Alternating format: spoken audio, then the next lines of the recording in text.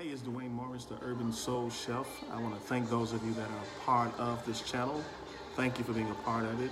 And those of you that have not subscribed, do me a favor, hit that subscribe button. I'm still in the process of getting my videos together and putting together videos that I'm going to launch in the near future. But as I told you in other videos, this is not just a channel that puts out soul food that you eat, but I also give you some soul food for your soul. What I want to talk to you about today is not being pigeonholed. Pigeonholed means you're good at something, or good at one thing that people know you for, and they'll try to keep you in that slot. They'll try to box you in. Box you into a spot, and but if you're like me, you have multiple talents, and you don't want to be boxed in. Or in my case, I can't be boxed in. And either you'll allow people to box you in, or you'll box yourself in when there's so many other things that are on the inside of you.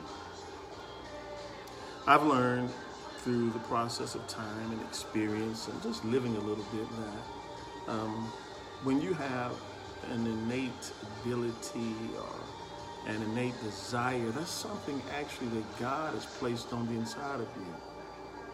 And you'll never be satisfied until you see a manifestation of what's on the inside showing up on the outside. You know, some of you may be good at, let's say you're an IT technician, you're good at that.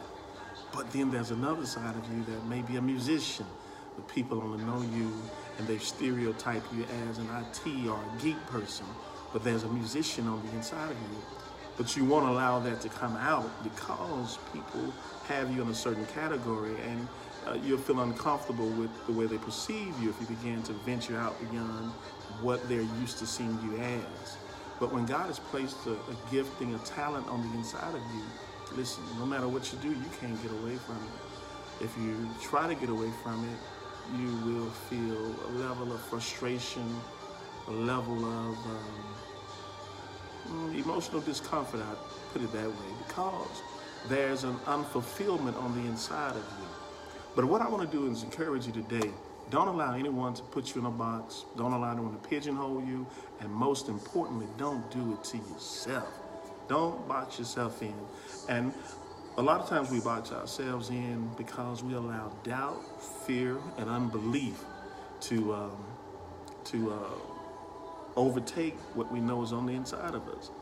But you have to realize, if I have this innate desire, this innate feeling of wanting to be more than what I am, and I have a desire to be something greater than what I am in another area, begin to invest in yourself. Begin to invest in yourself. Begin to, if some of you are musicians, some of you are actually musicians, but you don't know how to play. But there's some music on the inside of you, and you don't want the music. And I'm using this metaphorically as well. You don't want the music to die in you. So what you need to do is start setting a plan in place to begin to practice. Set a plan in place to begin to educate yourself and learn what you need to know. And many times, just because God placed it there, that doesn't mean that you're going to be Mozart when you start out. The thing that sets those that are gifted and those that desire to be great in what they do is practice, dedication, and commitment. When you begin to put practice, dedication, and what God has given you together, you're guaranteed success. But you'll never be successful if you're bound by fear, doubt, and unbelief. So I just wanted to encourage my friends today, because I know there are a lot of you that are talented, not just in one specific area, but some of you are multi-talented. And I'm going to give you a word today. Some of those talents that you have are $1 million talents. That's what I said, $1 million talents. I'll even break it down even lower than that. Some of your talents are $100,000 and $1,000 talents, but you're sitting on them because of doubt, fear, unbelief, and you haven't been affirmed by somebody that you think you should be affirmed by. But if it's on the inside of you, listen, you've got your affirmation from God. All he's doing is waiting on you to step out in faith and begin to activate what is put on the inside of you. I'm going to leave you with this. I remember reading in the Bible where Moses led the children of Israel out of Egypt. They got to the Red Sea. The Red Sea was in front of them, mountains on both sides, and Pharaoh's army was behind them, coming to get them, to bring them back. And Moses had the weight of the people on him. And there's a principle in this. He had the weight of the people on him because they were like, did you bring us out here to die? And I want to tell you that God didn't give you what you have for you to die with it on the inside of you. But anyhow, Moses stood up on the mountain, as we read the scripture, stood up above the people, and he began to ask God, what am I to do? And the voice of the Lord spoke to Moses and said, what's in your hand? Moses said, a rod. And God said, I told you in the beginning when I first mentioned the power of the rod. Take it and stretch it out. And Moses stretched the rod out, and the Red Sea parted, and they walked across on dry land. And after they got to the other side, Pharaoh's army came, tried to walk on the dry ground that God created for them, but they didn't have the success that Moses had. They drowned.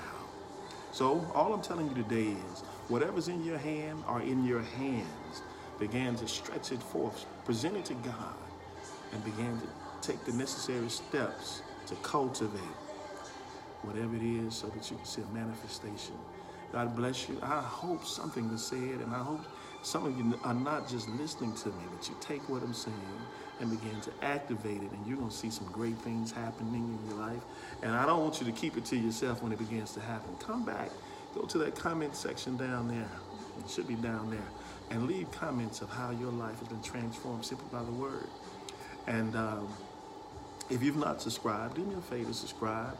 If you are subscribed, do me a favor. Help me get these words out to other people by sharing. Sharing is caring. So if you care about what I'm saying and it's a blessing to you, share it with somebody else. God bless you. And I will see you later in the Urban Soul Kitchen. God bless you.